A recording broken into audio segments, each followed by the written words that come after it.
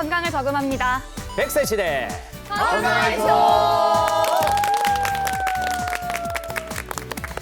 여러분을 건강 부자로 만들어드리는 시간. 여기는 장수은행입니다. 네, 일주일 중에 우리 가장 살찌기 쉬운 요일이 언제라고 생각하시나요, 경수 씨? 살찌기 쉬운 요일은 네. 토요일이죠. 주말. 아, 주말이야? 토요일. 저 같은 경우에도 이제 아침에 일어나서 네. 평소에 못 먹던 음식 막 먹기 시작해서 저녁에 또 주말에는 또 친구들이랑 약속 잡잖아요. 이렇게 술잔도 기울이면서 맛있는 음식 많이 먹으니까 토요일에 살 많이 찔 것 같은데 그 유나 씨도 주말에 살찌지 않나요 혹시? 저는 계속 찌기는 하는데요. 미안해. 아닌 것 너콕 집어버렸나? 미안. 많이 매일 찌는 것 먹으니까. 같기는 한데 저는 그래도 좀 수요일에 좀 가장 많이 먹게 되는 것 같아요. 아, 수요일에? 네, 왜냐면 주말에는 좀 쉬었다가 마음이 편한데 네. 월요병 있잖아요, 우리. 월요병을 견디고서 딱 수요일 되면 너무 기가 빨려요. 너무 그래가지고 아마 일리 있네요. 수요일날 많이 먹는데 아마 그런 시청자분들 많이 계시지 않을까 싶은데요? 그럴 것 같아요. 네, 뭐 주말, 평일 지금 뭐 각자의 이유로 다 나오긴 했는데 네. 제가 되게 흥미로운 기사를 봤거든요. 그래요? 네. 뭐예요? 실제로 일요일 저녁에 굉장히 많이 간식을 찾게 된다고 합니다. 그래요? 네, 뭔가 월요병에 대한 어떤 부담감 때문이지 않을까 싶어요. 아무래도 그렇죠. 이렇게 밤에 많이 먹으면은 또 건강에 안 좋다고 하니까 네. 오늘만큼은 유익한 건강 정보 이야기 나누면서 오늘은 참아보자고요. 네. 좋습니다. 그러면 한번 바로 출발해 볼까요? 네. 여러분들의 건강을요 정말 한 단계 업그레이드 시켜드릴 장수은행의 새 주치의분들이 오셨습니다. 어서 오세요. 안녕하세요. 처음 인사드리겠습니다. 의학이 발전하면서 다양한 질환을 인류는 극복해 갔는데요. 아직까지 극복하지 못한 질환이 있습니다. 바로 탈모증인데요. 남녀노소 불문하고 탈모 고민을 많이 하고 있습니다. 이제부터 여러분의 탈모 주치의 김지석 원장이 해결해 드리겠습니다.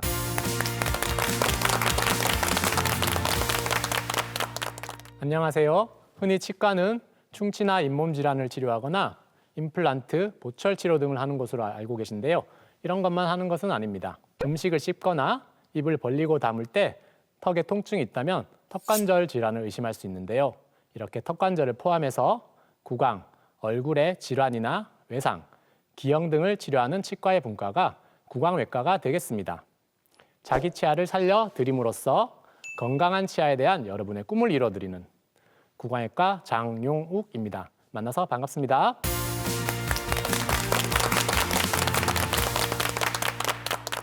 오랜만에 인사드리겠습니다. 요즘 인구가 감소해서 걱정인데요. 출산율을 올리는데 조금 힘을 보태느라 오랜만에 인사드리겠습니다.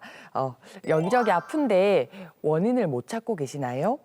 아픈 원인을 파악해서 통증을 잡고 더 편하게 생활하실 수 있도록 도와드리겠습니다. 의사 겸 한의사 옥진아입니다.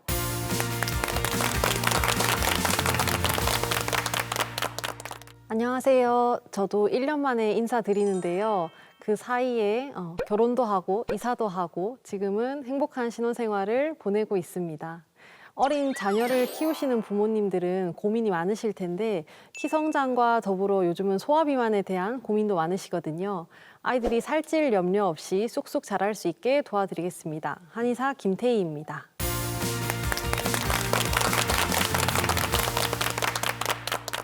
네, 안녕하세요. 오랜만입니다. 정말 저 잊지도 않은 친정에 온 듯한 느낌인데요. 식구들도 좀 많이 바뀌고 해서 조금 긴장도 되고 좀 그렇긴 한데요. 늘 그랬듯 여러분의 목허리, 척추 건강을 단디 책임져 드릴 정형외과 전문의, 척추 전문의 이철입니다. 이렇게 든든한 5분의 새 주치분들 모시고요. 오늘도 힘차게 출발해 보겠습니다. 건강 뉴스 쉽게 읽어주는 여자부터 함께 만나보시죠. 네, 안녕하세요. 건강 뉴스 쉽게 읽어주는 여자 오이주입니다. 오늘 첫 번째 뉴스 키워드는 수학입니다. 부모가 수학을 싫어하면 아이도 수학을 어려워할 가능성이 높다는 연구 결과가 나왔습니다. 영국의 연구팀은 부모들의 수학 불안 수준을 측정해 이들의 자녀들이 3세에서 5세일 때 기본적인 숫자 이해력과 수학 능력을 평가하는 테스트를 실시했는데요. 그 결과 수학 불안이 높은 부모를 둔 아이들은 그렇지 않은 부모의 아이들보다 수학 실력이 낮았습니다. 흥미로운 점은 부모의 학력 수준과 관계없이 동일한 결과가 나타났다는 건데요. 또 유아기에 수학을 어려워했던 이들은 8세가 됐을 때도 여전히 수학 성적이 낮았습니다. 네, 저도 수학은 개인적으로 좀 싫어하는 편인데요. 네, 원장님은 당연히 수학 잘하셨겠죠? 네, 저도 수학을 되게 좋아하지는 않았는데 네.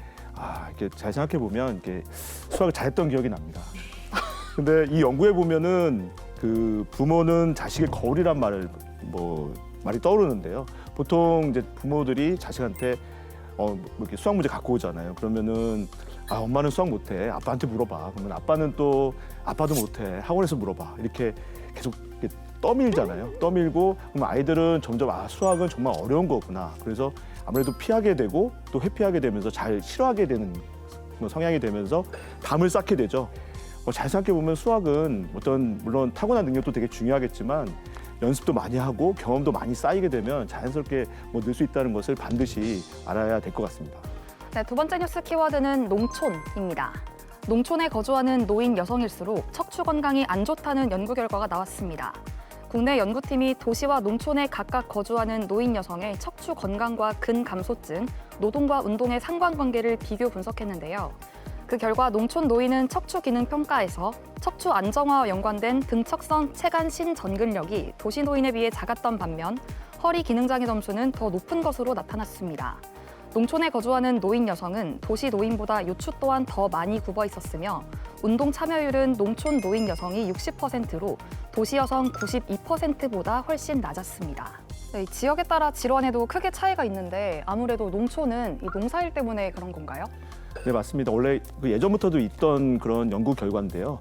보통 이제 어르신들, 즉 어머니나 아버님들이 이렇게 농촌에서 일하시다 보면은 이제 무거운 것도 많이 들게 되고 보통 이제 쪼그려 앉아서 일을 많이 하시게 되거든요.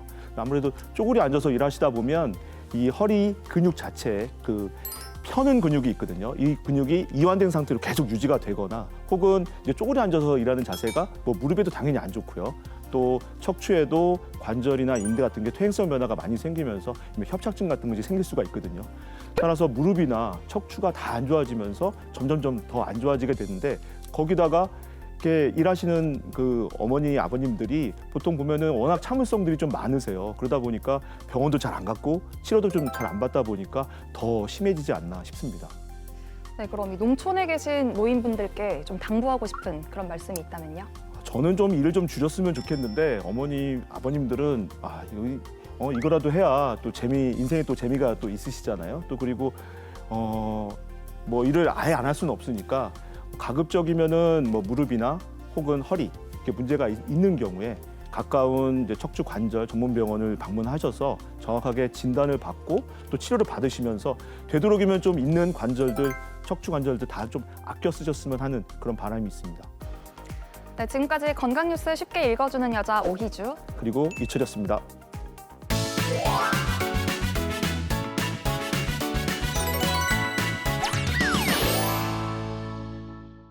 안녕하세요. 저는 커피 없이는 절대 못 사는 워킹맘입니다. 아침에 출근하면서 아이스 아메리카노 한 잔, 그리고 사무실에 도착해서 캡슐커피 한 잔, 오후에 정신 차리려고 한 잔 등등등등 하루 서너 잔은 꼭 마시는 것 같아요. 문제는 최근 건강검진에서 위험 심하고 고혈압도 높게 나왔다는 겁니다. 그래서 커피 끊기 이 챌린지를 시작을 했는데요. 첫날부터 짜증 폭발! 진짜 머리도 아프고 일도 안 되고 엉망이 됐죠. 제 모습을 본 동료는요. 아이고, 커피 없는 유나는 좀비랑 다를 게 없네. 이 정도면 네 몸에는 혈액이 아니라 카페인이 도는 거 아니야? 이제 건강 챙겨야지. 좀 얄밉기도 하지만 맞아요.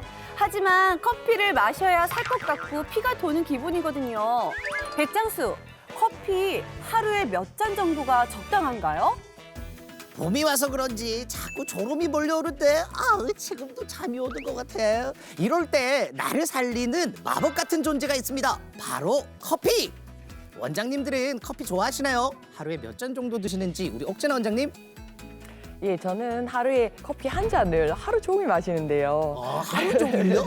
네, 아메리카노를 한 잔 딱 추출을 한 뒤에 계속 물을 타서 먹으면서 조금씩 물을 섞다 보면 나중에는 이제 보리차처럼 그렇게 계속 조금씩 먹고 있습니다. 그렇군요. 그러면 우리 김지성 원장님은요? 저는 아침에 눈 떠서부터 취침하기 전까지 계속 커피를 마시는 편인데요. 하루에 적으면 5잔, 많을 때는 한 10잔 정도 마시는 것 같습니다. 10잔? 우와, 대단합니다. 네. 자, 우리 김태희 원장님은요? 저는 커피를 정말 좋아하지만 김지석 원장님처럼 10잔까지는 먹지는 않고요. 아침 출근길에 이제 아이스 아메리카노 한 잔, 그리고 점심 식사 이후에 따뜻한 아메리카노 한 잔 정도 먹어야 좀 피로가 풀리고 오후 진료가 잘 되는 것 같습니다. 한 2잔 이상은 먹는 것 같습니다. 정확히 잡힌 딱 루틴이 있네요, 그죠? 그럼 우리 장용욱 원장님은요? 네, 저는 카페인에 조금 예민하기 때문에 일반 커피를 마시면 좀 두근두근거려서 진료 중에는 디카페인 커피로 한 잔, 2잔 정도 마시고 있고요. 쉬는 날 같은 경우 아내와 데이트할 때 이런 두근두근한 감정을 일으키기 위해서 일반 커피를 섭취하고 있습니다. 이게 뭐야? 우와, 대단하다. 다음에 저 여자친구 백장미한테 한번 써봐야 될 것 같아요. 아우, 가슴이 두근두근하네요, 그죠? 자, 그러면 우리 이철희 원장님은요? 네, 저도 좀 두근두근해지는데요.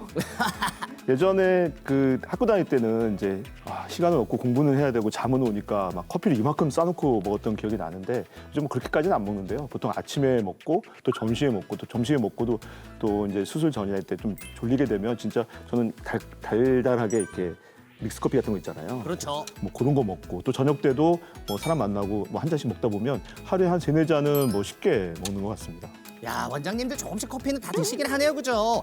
간혹 커피를 못 드시는 분들도 있긴 하지만 많은 분들이 하루를 커피로 시작해서 커피로 끝내고 있다고 합니다. 실제로 얼마나 자주 마시고 있을까요? 커피는 성인들에게 술과 함께 필수적인 문화로 자리 잡았고 학생들도 요즘은 밤샘 공부를 위해서 커피를 자주 마십니다.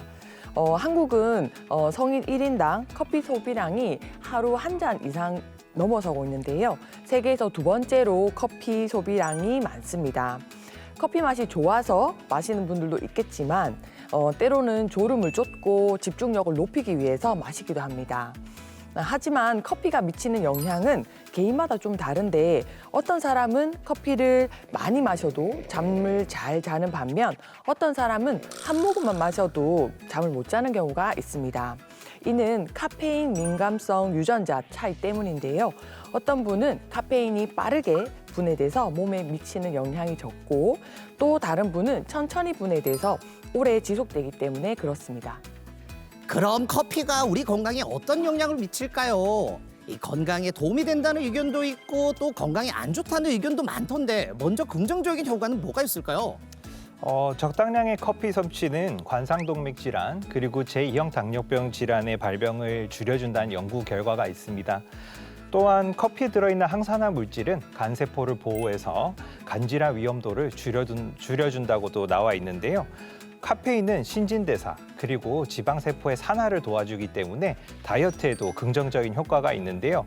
운동하시기 전에 30분에서 60분 전에 커피를 드시면 운동을 할 때 집중력도 올라가고 지속되는 근지구력도 올라가기 때문에 더 좋은 운동 결과, 운동 효과를 기대하실 수 있습니다.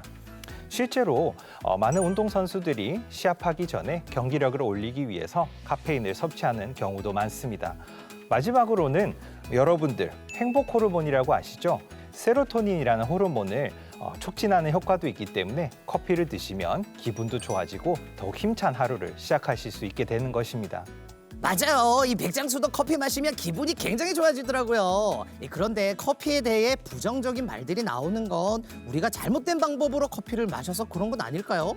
그렇다고 볼 수 있습니다. 아침에 모닝커피로 시작하시는 분들 되게 많으실 텐데요. 빈속에 커피 마시는 습관은 위산 분비를 좀 과다하게 촉진하기 때문에 위장 장애를 좀 일으킬 수가 있고요. 카페인은 기본적으로 각성 효과가 있어서 좀 예민하신 분들에게는 이게 불안을 일으킬 수도 있습니다.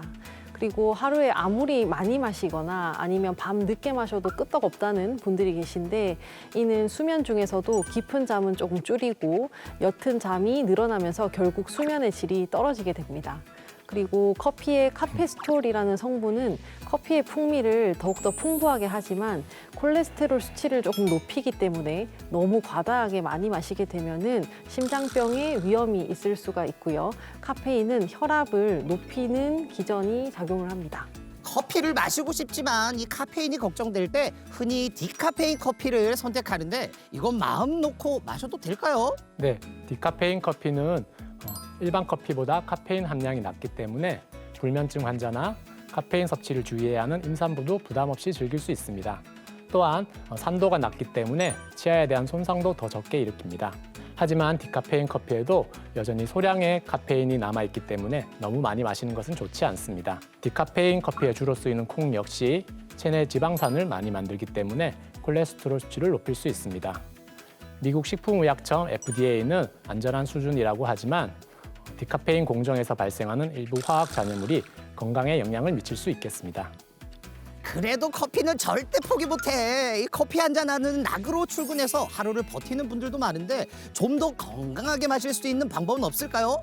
네, 그 식품의약처에 따르면 성인의 카페인 그 일일 섭취 권장량은 보통 400mg 이하로 알려져 있는데요. 보통 원두 커피로 따지면 한 두세 잔 정도의 양이 되겠습니다. 보통 첫 커피도 되게 중요한데요. 오전 9시 이후에 커피를 마시는 게 좋고 가급적이면 한 11시 이후에 드시는 게 좋다고 하고요. 식후에 보통 그 시원한 아이스 커피 드시고 싶으시잖아요. 근데 가급적이면 식사 후에 1시간 후에 드시는 게 좋을 것 같습니다. 또 약물을 섭취하는 경우도 전후에 가급적이면은 커피를 안 섭취하는 게 중요할 것 같고요. 이제 달콤한 커피를 드시고 싶으신 분들은 인공 감미료보다는 가급적이면은 설탕 스푼 한 스푼을 넣어서 커피를 드시는 게 좀 더 건강하게 커피를 드실 수 있는 방법이 아닐까 생각합니다. 좋습니다. 우리의 일상을 따뜻하게 채워주는 커피. 그렇다고 너무 많이 드시지는 말고요. 가끔 허브차, 녹차 이런 것도 함께 드시길 바라겠습니다. 여러분, 거북한 수다 다음 주에 또 만나요. 나같이 안녕. 네, 이번엔 100세 건강을 위한 오늘의 투자처 금유나의 백세송으로 먼저 만나볼게요. 여러분 다 같이 한번 흔들어 볼까요? 흔들어 흔들어.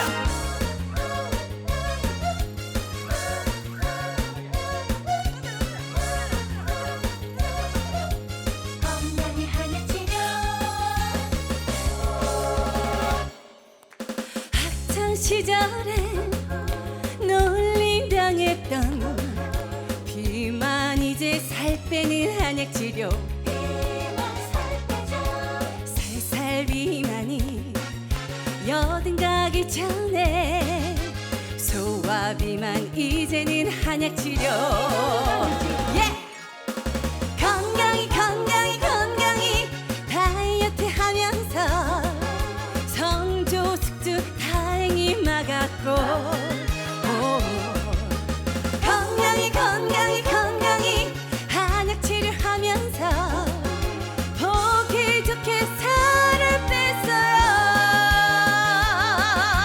사랑하는 우리 아이들 건강하게 만드는 한약 치료 건강하게 만드는 한약 치료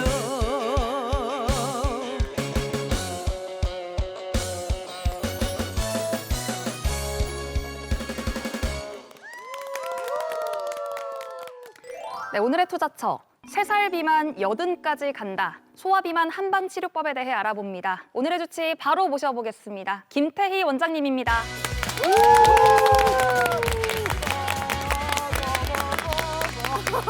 아니 저는요 제가 지금 이 음악을 그냥 한 게 아니라요 저 원장님 오셨을 때 아나운서 분이신가? 뭐 미스 코리아 분이신가? 거짓말 조금 못해가지고요. 너무 아름다우셔가지고 네. 제가 깜짝 놀랐는데 성함이 우리 아주 아름다운 여배우 김태희 씨와 김태희님, 네. 같으셔서 저는 그분인가 했습니다. 선생님 뭔가 어렸을 때 너무 아름다우시잖아요. 너무 원장님이시기도 그럼요. 하지만 맞아요. 뭔가 어렸을 때 연예인 같은 것도 좀 꿈꾸시지 않았을까 싶은데 선생님 어릴 적 꿈이 무엇이었는지 너무 궁금해요. 저는 유나 씨처럼 그런 탤런트가 어렸을 때 전혀 없었기 때문에 네, 연예인이나 배우는 한 번도 꿈꿔본 적이 없고요. 얼굴이 탤런트시니까. 다만 학창 시절에는 꿈이 좀 여러 개 많이 바뀌는 학생이었는데요. 막 외국어를 잘하는 사람들을 보면 뭐 외교관이 돼서 좀 여러 나라를 다니고 싶기도 했다가 네. 또 여행을 다녀오면 여행 작가가 되고 싶기도 했고요. 네, 의학 드라마를 보면 의사가 되고 싶은 그쵸, 마음도 그쵸. 좀 들었었는데요. 맞아요. 네, 중학생 때 제가 척추 측만증이 조금 심해서 허리 통증이 좀 꽤 오래 앓았었는데 한의원에서 침 치료랑 추나 치료를 하면서 좀 많이 좋아졌던 경험도 있고 목감기도 오래 했다가 이제 한의원 치료를 받으면서 좋아진 부분이 있어서 그런 경험들이 쌓이면서 나도 좀 치료를 잘하는 사람이 되고 싶다 하는 꿈을 가지게 되었습니다. 그 어릴 적에 경험의 바탕이 되면서 이렇게 네. 또 한의사의 꿈을 이루셨네요, 그죠? 자, 그럼 이제 본격적으로 소화 비만에 대해서 이야기를 좀 나눠보도록 하겠습니다. 네. 요즘 아이나 어른들 할 거 없이 다들 살 때문에 너무 고민이 많더라고요. 맞아요. 그래서 이게 비만 인구가 갈수록 늘어나고 있는데 이 비만도 질환이라고 볼 수가 있는 건가요? 맞습니다. 비만도 질환이고요. 오, 옛날에는 질환이구나. 단순히 외모 문제, 뭐 외적 문제라고 생각을 했는데 네. 요즘은 세계보건기구에서도 비만을 만성질환으로 분류를 하고 있습니다. 전 세계 인구 80억 명 중에서 비만 인구는 무려 10억 5천만 명에 해당을 하는데요. 이처럼 비만은 우리나라뿐만 아니라 전 세계인들이 숙제처럼 안고 살아가는 중인 것 같습니다.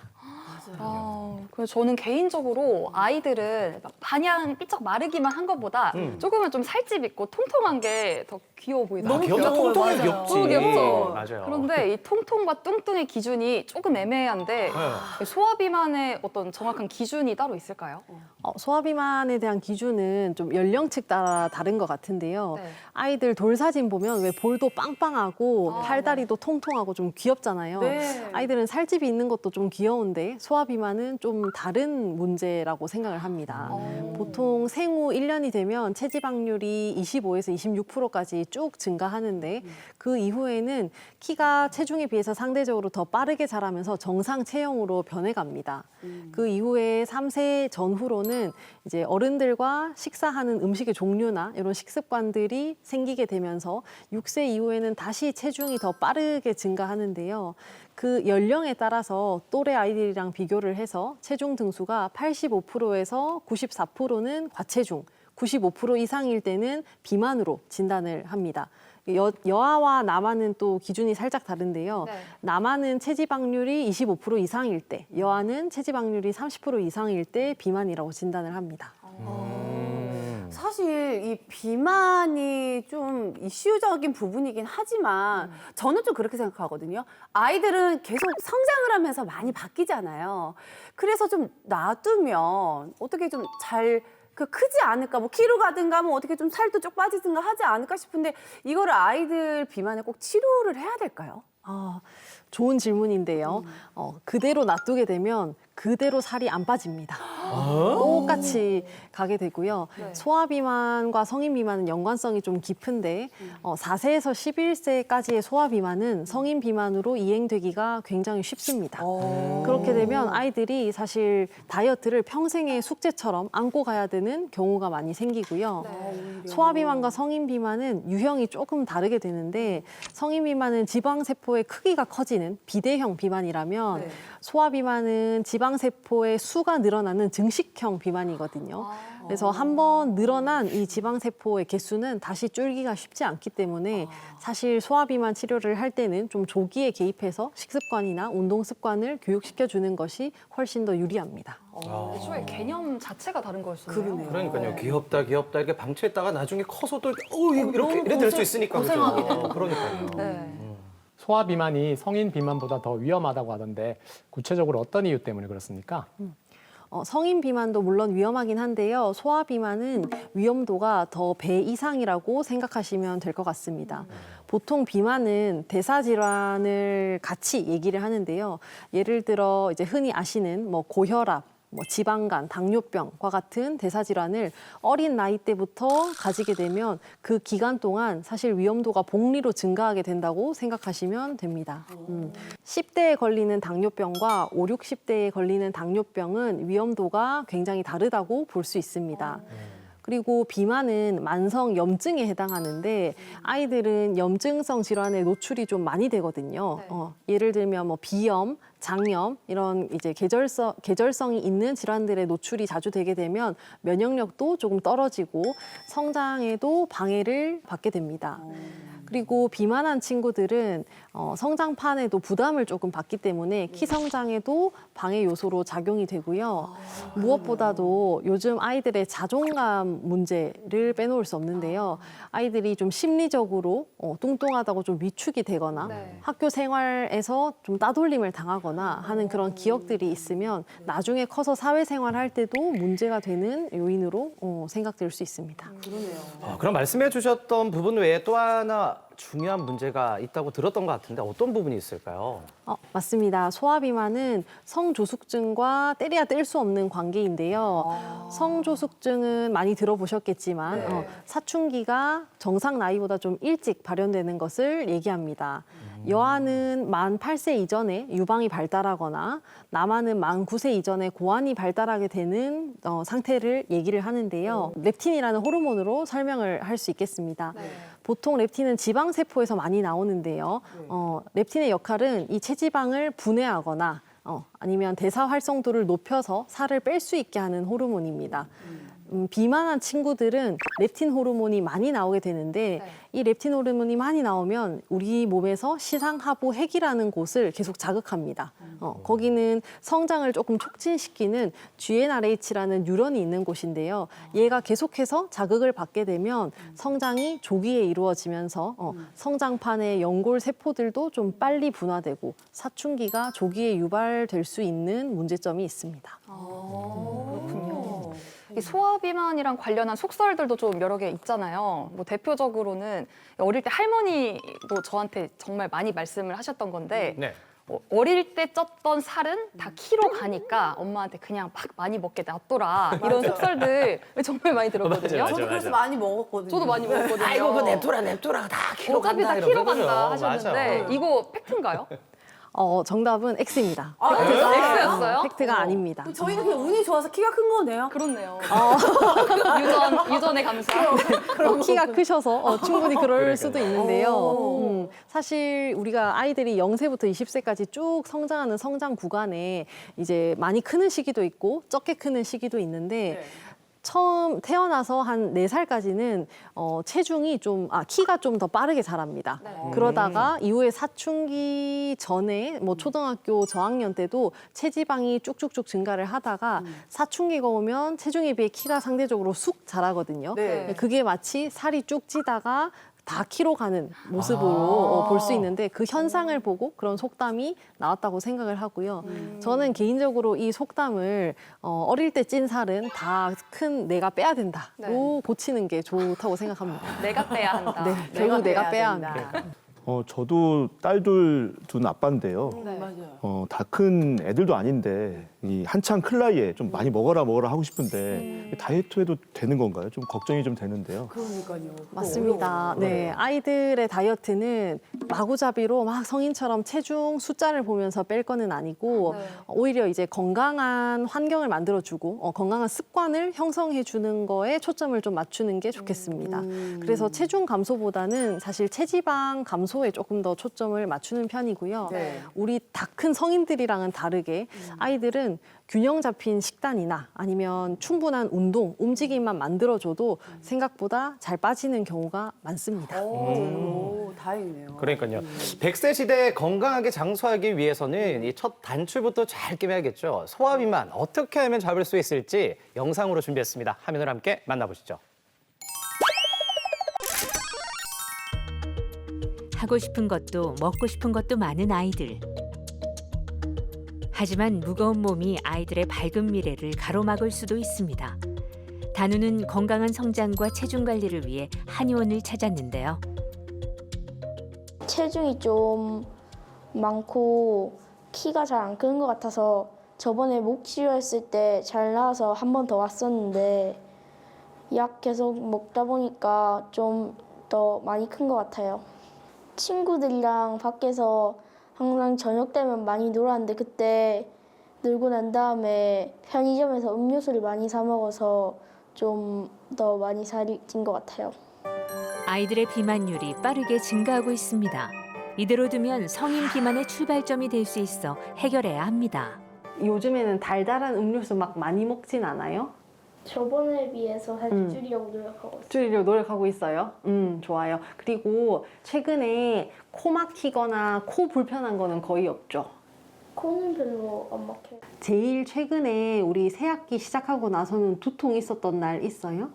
딱히 없어요. 딱히 없어요? 그건 괜찮네. 복통과 장염, 설사 등의 증상이 있어서 그 이후에 회복되지 않아서 치료를 위해 내원을 했었고, 소화기 치료를 하면서 이제 초등학교 4학년, 5학년, 6학년 성장기 친구들이다 보니까 키와 몸무게 측정을 해보면서 뭔가 체지방에도 조금 이상이 있다라고 판단이 되었습니다. 우선은 이제 군것질을 조금 많이 한 상태여서 당이 당기는 잘못된 식욕이 있는 상태였기 때문에 식욕에 대한 조절이 조금 필요했고, 소화 기능이 전체적으로 장염 이후에 떨어져 있어서 장 내의 세균총이 유익균이 조금 더 우세할 수 있는 환경을 만들어주는 한약 치료가 필요했습니다. 지난해 잦은 병치레로 면역력이 크게 떨어진 단우. 신체 검사 결과 키는 또래보다 컸지만 체중은 그에 비해 높은 수준이었습니다. 2차 성징이 시작되기 전 건강한 성장을 위해 한방 치료로 체지방 관리를 시작했습니다. 치료를 시작하면서 2주, 4주, 6주가 지나면서 체지방률이 조금씩 줄었고요. 그에 비해서 이제 키는 조금 늘었던 좋은 성장 그래프가 만들어졌는데, 최근에는 이제 학기 시작하기 전에 방학 동안에 조금 몸무게가 증가한 모습을 보여서 그걸 계속해서 관리해서 치료 중입니다. 1년 동안 6cm가 자라면서 체지방은 줄고 근력은 늘었는데요. 체력도 눈에 띄게 좋아졌습니다. 피하지방층을 자극해 지방 분해를 돕는 침 치료를 시행하는데요. 복부에도 놓을 수 있습니다. 오전에는 비염약, 오후에는 성장과 체지방 분해를 돕는 한약으로 몸도 마음도 한층 가벼워지고 있습니다. 어제보다 한 뼘 더 오늘도 성장 중입니다. 네, 이렇게 한의원에 아이를 데려오신 이 부모님들은 주로 어떤 걱정을 가장 많이 하시나요? 부모님들은 아무래도 아이의 건강이 나빠질까 봐 염려를 하시는 부분이 크고요. 네. 특히 앞에서 얘기했듯이 성조숙증을 제일 염려를 하시는 것 같아요. 그래서 집에서 뭐 식단도 조절을 해보고 아이들과 운동도 많이 해보고, 하지만 계속 체중이 늘 때 보통 내원을 하시는데요. 아이들도 살이 찌면 여러 가지 문제들이 생깁니다. 두통이 심한 친구들도 있고, 아이들 중에서도 피곤해서 계속 눕고 싶어하는 친구들이 있거든요. 그런 만성 피로에 시달리는 친구들, 아니면 코막힘이나 비염과 같은 증상이 안 떨어지고 계속 있는 친구들은 어머님들이 아무래도 그런 불편한 부분들을 좀 해결할 수 있게 하기 위해서 내원을 많이 하시는 편입니다. 그럼요, 선생님. 아이들이 살 때문에 고민을 하다가 내원을 하게 되면 사실 성인들도 다이어트 때문에 그냥 굶기만 하지 뭐 검사를 받는 경우는 거의 없거든요. 맞아요. 아이들은 어떤 검사를 그럼 받게 되는 거예요? 내원하시게 되면 아이들은 기본적인 이제 신체 계측 검사, 키와 체중을 측정하고, 네. 체중 안에서도 우리가 근육이 얼마인지, 뭐 체지방이 얼마인지를 좀 봐야겠죠. 그래서 네. 근육량, 체지방량, 그리고 체지방률까지 검사를 전체적으로 하게 되고요. 자율신경계의 균형이 깨지진 않았는지 스트레스 검사도 같이 하게 됩니다. 그리고 상담 시에는 아이들의 몸 전체를 좀 살펴보는데요. 네. 설진, 뭐 맥진, 복진과 같이 한의학적인 진단 방법과 함께 아이의 체질을 파악할 수 있게 뭐 늑각의 좁고 넓음을 본다던가, 뭐 피부 상태를 본다던가, 이 아이의 살이 뭐 단단한지 말랑한지 하얀지 까만지 이런 것들을 체크하면서 좀 종합적으로 판단을 하려고 하고 있습니다. 자, 그러면은 한의원에서 소화 비만 치료는 구체적으로 어떻게 진행이 되나요? 저는 소화 비만 치료의 꽃은 한약 치료라고 생각을 하는데요. 우리가 비만을 해소하기 위해서는 체지방도 타야 되고, 식욕도 정상적으로 돌아와야 되고, 대사율도 좀 건강하게 활성화가 돼야 되는데요. 한약재들 중에 그런 효과가 있는 아이들을 배합해서 치료를 하게 됩니다. 예를 들면 마황이라는 약재는 많이 들어보셨을 텐데요. 주요 성분은 에페드린이라는 이름으로도 많이 불립니다. 마황은 이제 섭취를 했을 때 열을 발생시켜서 체지방을 연소시키고 대사 활성을 조금 더 활발하게 시켜주는데요. 우리 몸에 쌓아둔 지방을 이제 에너지원으로 계속 써서 소모시키는 그 기전을 활발하게 만들면서 비만을 치료합니다. 그리고 지실이나 황백과 같은 한약재는 지실은 나린진, 황백은 베르베린이라는 성분명으로도 잘 알고 계신데요.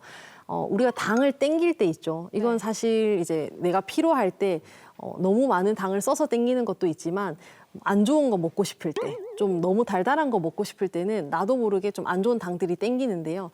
이런 당에 대한 욕구를 좀 감소시키면서 식욕을 억제시키는 치료를 도와줍니다.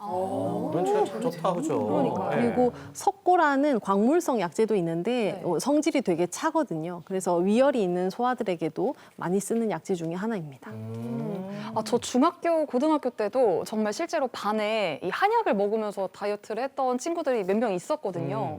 그러면 이 효과 말고 또 다른 어떤 효능이 있나요?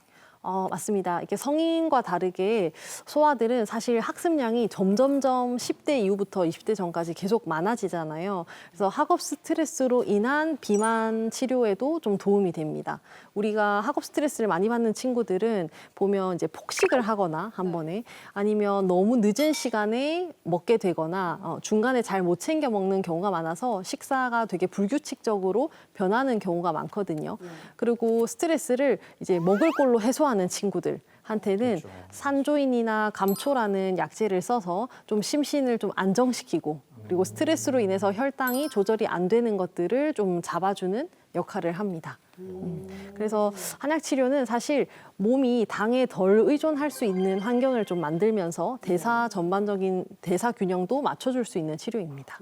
소아 비만의 특성상 아무래도 부모님과 같이 병원을 가셔야 될 것 같은데 이런 경우에 어느 정도 기간을 치료해야 효과가 나타나는지 그리고 치료를 유지하는 기간은 어느 정도인지 궁금합니다. 아이마다 다 다르지만 보통 3개월이면 좀 눈에 띄는 변화가 보이는 편입니다. 한두 달은 사실 몸에 대한 적응과 그리고 식습관을 좀 고치는 과정이고요. 그 이후부터는 체중이 줄어든다던가 체지방률이 낮아진다던가 하는 변화를 좀 보이는데요. 중요한 건 빠른 감량보다는 건강한 변화에 집중하는 것입니다. 그래서 이 3개월이 물론 약을 먹는 3개월일 수도 있지만 여러 습관들을 교정하는 그런 교정 기간도 충분히 포함한 상태라고 보시면 될 것 같고요. 95% 이상의 비만도가 좀 높은 친구들은 6개월이나 1년까지도 약 복용을 꾸준히 하기도 합니다. 그래서 이렇게 1, 2년 치료하고 끝이 아니고 이제 2차 성징이 끝나는 중2, 중3, 늦으면 고1까지도 한 달에 한 번씩은 계속 체크해서 보는 편입니다. 저도 지금 한창 다이어트 하고 있지만 다이어트에 성공하려면 식이 조절이 필수잖아요. 맞아요. 네. 저 출산 후에 찐 살을 빼느라 너무너무 지금 고통스러운데 맞아요. 우리 어른들도 정말 쉽지 않은 것 같아요. 아이들이 식이 조절을 잘 따라줄지도 좀 궁금하고요. 어떤 걸 가장 힘들어하나요? 아무래도 식이 조절 중에서도 우리 늘 조금씩 먹던 군것질이나 간식거리를 끊게 하는 게 좀 제일 힘들어하는 것 같습니다. 과자, 과자, 젤리, 초콜릿, 젤리, 네. 그 나이 때 최애거든요. 그렇지, 맞아. 그죠? 먹다 잠들고. 계속 먹죠, 이렇게 가서 맞죠. 또 먹고 또 얼마나 먹고. 힘들까요? 그래서 치료할 때 주머니 꺼내보면 사탕 껍질이 한 5개씩 나오고 그래서 그거를 좀 줄이게 하는 게 사실 아이들은 좀 힘들어하는 부분인 것 같은데 이게 대체 간식을 좀 찾아주면 조금 더 수월해합니다. 예를 들면 치킨에 무조건 콜라를 먹어야 됐으면 좀 탄산수로 바꿔본다던가 그 정도는 아니면 이제 과자를 좀 견과류 종류로 바꿔본다던가 그렇게 추천을 해주면 그래도 잘 따라오고요. 아이 혼자 하는 것보다는 부모님이 같이 엄마랑 같이 끊게 되면 조금 더 수월하게 따라오는 것 같습니다. 그러면 원장님을 찾아왔던 그 많은 어린이 환자 중에 좀 기억에 남는 환자가 있었나요, 혹시? 저는 바로 한 분이 생각나는데 올해 지금 6학년인 남자아이거든요. 저는 한 4학년 때부터 봐왔던 친구인데 처음에는 사실 어렸을 때는 되게 작았대요. 왜소했는데 초등학교 입학하면서 이제 코로나 시기를 지나면서 갑자기 푹 찌게 됐는데요. 그렇게 찌면서 이제 안 흘리던 땀도 흘리고 두통도 생기고 늘 누워 있어야 하고 코피도 좀 자주 나고 이렇게 문제들이 좀 생긴 상태에서 오셨었는데요. 제일 기억에 남는 이유가 이 아이는 1일 1 아이스크림을 꼭 해야 하는 친구였어요. 아이스크림을 너무 좋아하기 때문에 아이스크림. 한 개 내지 두 개를 무조건 하루에 섭취를 했었는데 이제 집중적으로 치료하는 기간에는 싹 끊고 주말 이제 점심 때 한 번, 일주일에 1회로 바꾼 친구였어요. 그래서 어머님도 좀 도움을 많이 주시고 집에서 다 같이 아이의 그 간식 줄이기에 동참을 좀 해주셔가지고 결과가 좀 좋게 나왔는데요. 처음 왔을 때는 키 등수가 한 40등, 체중 등수가 82등의 체지방률이 40%가 넘었었는데 지금은 키 체중이 둘 다 60등 정도. 키는 크고 체중은 줄어들고 체지방률은 30%대를 유지하고 있거든요. 그래서 몸에서 10%의 체지방을 덜어냈다고 생각하시면 됩니다. 그래서 좀 기특한 친구라서 박수 쳐줘야 정도로 너무 대단한데요. 네. 근데 제가 선생님 말씀 듣고 보니까 확실히 이 살이 찌는 이 비만은요. 그 한순간 쪘을 때 그 빼는 거는 너무 힘든 것 같아요. 성인들도 마찬가지지만 우리 아이들도 평소에 좀 관리하는 팁이 있으면 지키면 너무 좋을 것 같아요. 팁 좀 알려주세요, 선생님. 맞아요. 근데 사실 아이들이 본인의 의지로 식단을 선택하거나 뭐 본인의 의지로 할 수 있는 게 잘 없잖아요. 아시다시피 운동, 뭐 다이어트, 식단 관리는 내가 혼자서보다는 좀 다 같이 할 때 잘 되잖아요. 환경이 주어지면. 환경이 좋아질 때. 그래서 비만 관리 팁 중에 그냥 제일 잘 생각나는 거는 혼자 하는 게 아니고 이 아이의 비만 관리를 좀 식구들의 공동 미션으로 생각하셨으면 좋겠어요. 같이. 그래서 엄마 아빠도 식단 뭐 간식 줄이기에 동참을 하거나 아빠들도 주말에 좀 누워서 쉬고 싶겠지만 조금 더 일어나서 움직임을 좀 만들고 아이들과 재밌게 이제 활동, 산책 이런 것들을 많이 해주시는 게 평소에 할 수 있는 팁일 것 같습니다. 자, 아무래도 아이들이다 보니까 부모님들은 자신들의 건강보다 더 신경이 많이 쓰일 것 같아요. 우리 부모님들께 당부의 한 말씀 전해주시기 바라겠습니다. 네, 제가 진료를 보면서 좀 아쉬웠던 점인데요. 요즘 아이들이 굉장히 바쁩니다. 맞아요. 네, 현대인들도 바빠서 이제 끼니를 제때 챙겨 먹지 못하는 경우가 많은데 아이들은 이제 학업을 마치면 뭐 10시, 11시 돼서 저녁을 먹는다던가 아니면 사이사이 틈새가 너무 촉박해서 편의점에서 대충 음식을 때워서 먹는다던가 하는 일들을 전 진료실에서 종종 마주하는데요.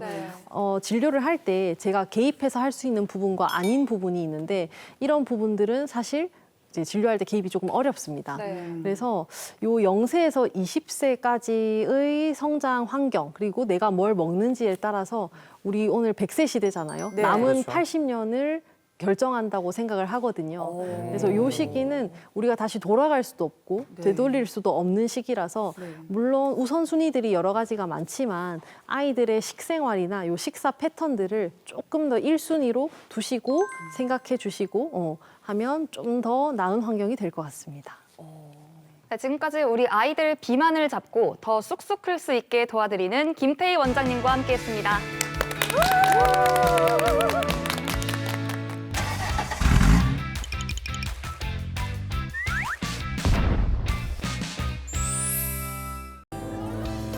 가을에는 전어, 봄하면 도다리죠. 부드럽고 고소한 식감이 일품인 도다리는 봄이 오면 반드시 만나야 할 생선으로 꼽히는데요. 그래서인지 봄 도다리의 진미를 즐기려고 전국 각지에서 명소를 향한 발길이 끊이지 않고 있습니다. 봄에 많이 잡히는 도다리는 대부분 산란을 마친 도다리들인데요. 이 도다리의 진짜 이름은 바로 문치가자미, 제철을 맞은 오늘의 주인공입니다.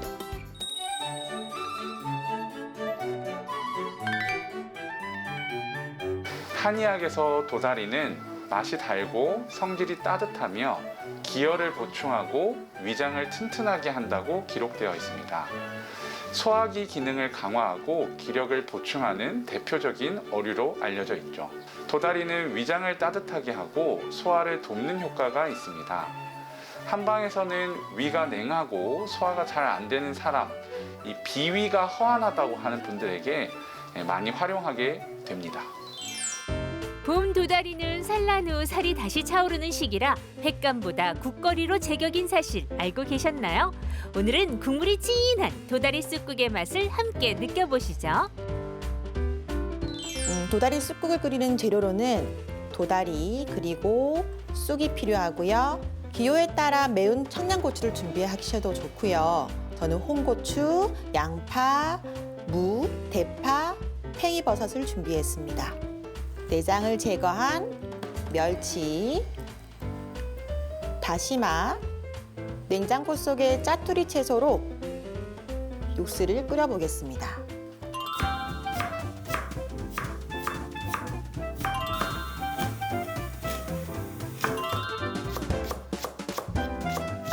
육수가 끓어오르면 나박썰기 해놓은 물을 먼저 넣어주세요. 무가 살짝 투명해질 때까지 팔팔 끓이겠습니다. 살이 통통하게 오른 도다리를 넣어주겠습니다.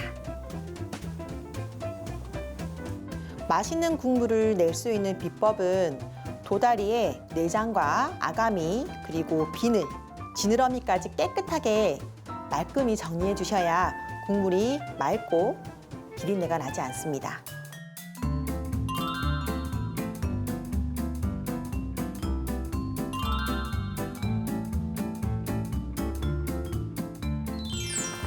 보글보글 소리만 들어도 맛있겠죠? 도다리와 쑥, 이 둘이 만나면 어떤 효능이 있을까요? 도다리는 예로부터 단백질 함량이 높고 불포화 지방산 함량이 높은 식품입니다. 도다리에는 오메가3 지방산과 타우린 함량이 풍부한데요. 이는 면역과 간 해독 기능을 가지고 있습니다. 쑥에 함유되어 있는 비타민 A와 C는 면역력을 높여주는 기능을 하고요. 고단백인 도다리와 비타민 C 함량이 높은 쑥을 함께 먹으면 상호 보완 작용의 효과를 얻을 수 있습니다. 봄을 대표하는 최고의 조합인 도다리 쑥국이 완성됐습니다.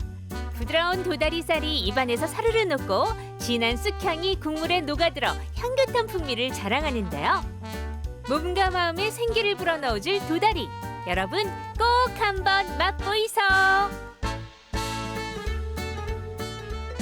오늘 저희가 준비한 소식은 여기까지입니다. 네, 저희는 다음 주 이 시간에 더더욱 알찬 건강 정보로 돌아오겠습니다. 그때까지 100세 시대 건강하이소!